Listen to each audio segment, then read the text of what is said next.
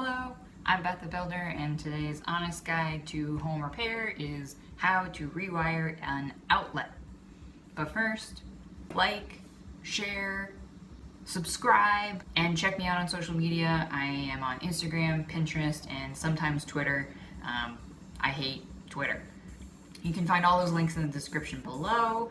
I also have a PayPal link below in case you're a particularly generous person and you want to send me some money, which would be cool, but no pressure.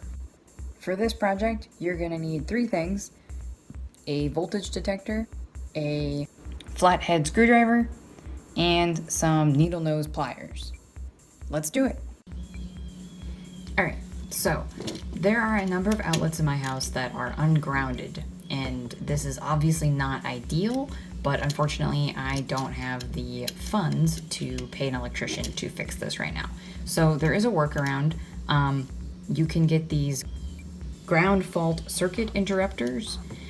They're required in bathrooms and kitchens nowadays. They are kind of expensive, but the great thing about them is the way they work is it can detect small amounts of current leakage in a circuit. So if the amperage between like a black and a white wire are the same, then the circuit's operating correctly. But this thing can detect a very, very small amount of difference.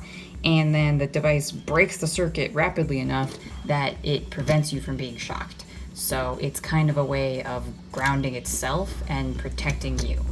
So it's a pretty useful thing. And we're gonna see if this even ends up fitting in the electrical box that's in my bedroom right now. I am not sure, but we're gonna see, and then in the future, if it doesn't end up fitting, I will get new electrical boxes and replace them with this, with wider boxes that these can go into. Okay, it looks like we're good. So I am going to plug my fan in here just as a double check.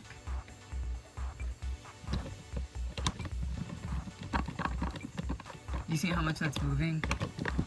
It's so loose in there. So we're gonna take this guy off.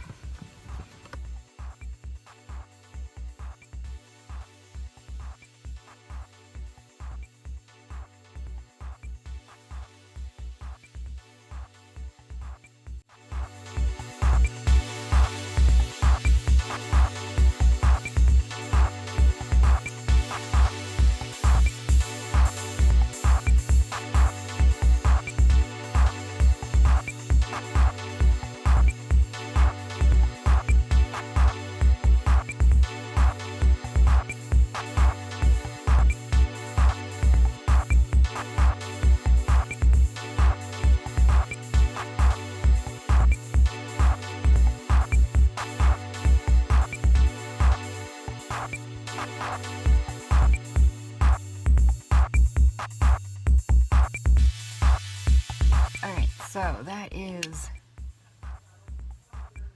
a pretty old outlet.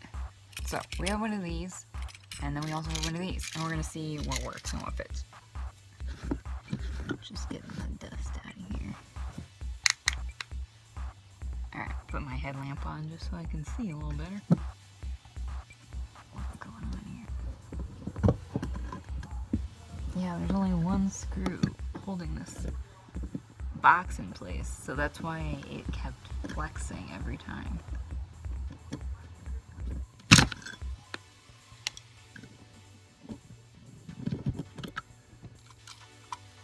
Our GFCI does not even fit in this. So this is what it would look like. I don't know, that's pretty tight. Alright, I'm just gonna decide which one I want to use. I think I'm just going to go with the normal one because I think the GFCI doesn't have enough space in this box to really fit, and I don't want to kink these wires or anything. Alright, the hooks on these are a little bit too long for what they need to do.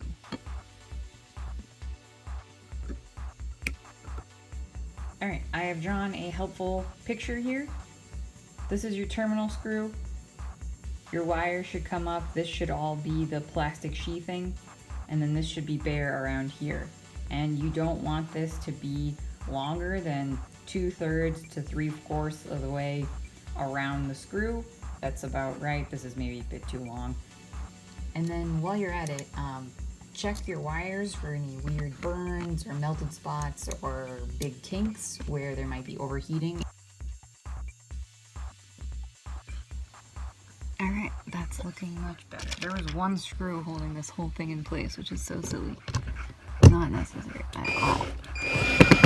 You really don't need that to be moving around on you. Alright, yeah, okay, so this was a silly, foolish thing I did. I don't know which wire goes to which thing, so I'm gonna go with trying one thing and then flip-flopping them if that doesn't work. Does that sound like a plan? Yeah, Beth. Good idea. Thanks. Yeah, I'm definitely aware that, like, it's not ideal to have this older wiring in here. I don't like it either. But, hey, not everyone is made of money. And also not everyone knows how to rewire an entire house. Because I don't.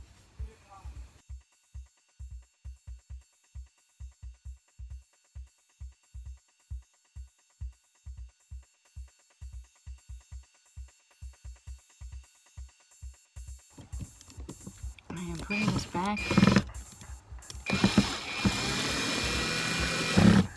with a lot of hope that I have done that correctly and that I don't have to take it all apart. That would suck. Alright, we are back. Our power is on. Well, it should be. Yep, okay, our power is on. And we're gonna test my handy dandy fan here. Let's see if it works.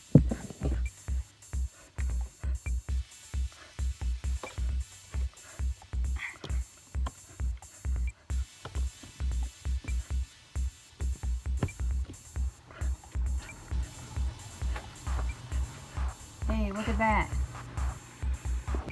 That's awesome. We're gonna try the other one. Yep, they both work. That's great. Alright, I'm gonna put my faceplate back on.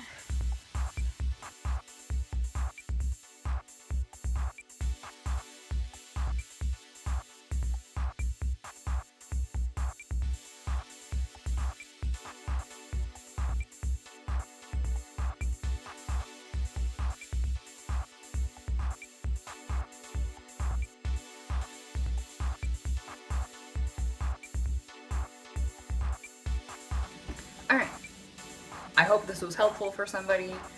I really don't think anybody needs to be intimidated about some basic electrical work.